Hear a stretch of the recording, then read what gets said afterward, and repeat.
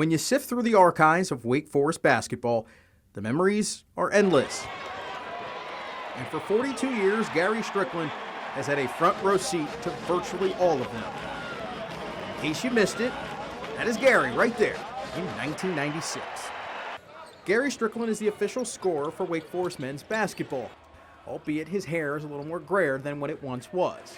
But his love for Wake Forest hoops reaches further back than when he started working for them. The first basketball game I attended that I can remember was 1960. I went to Wake Forest games starting at 7 or 8 years old. That was my passion.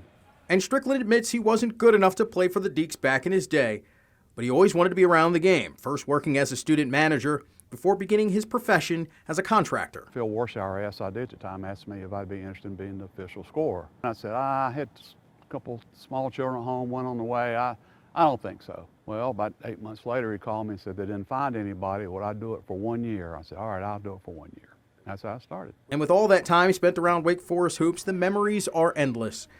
But there's a pair that stands out the most from his long-standing career. Dave Odom's first year here, the last week of the season, early in the week, we won at University Hall in Charlottesville in Terry Holland's last home game. Later that week, we won in Raleigh at Reynolds Coliseum in Jim Valvano's last home game.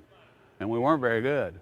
Didn't win but 3 conference games the whole year, and those were 2 of them. That was the most memorable week, and that's been a long time ago. But like all good things, Gary's run at Wake Forest is coming to an end. He will retire following the basketball season, saying the timing is just right. I'm going to miss the Wake Forest game day people.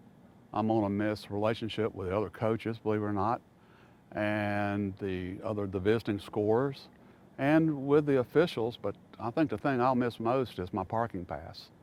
And while I'm sure Wake Forest can help with Gary's parking situation, he did have one more request for Steve Forbes. Win out. Win out. That'd be great.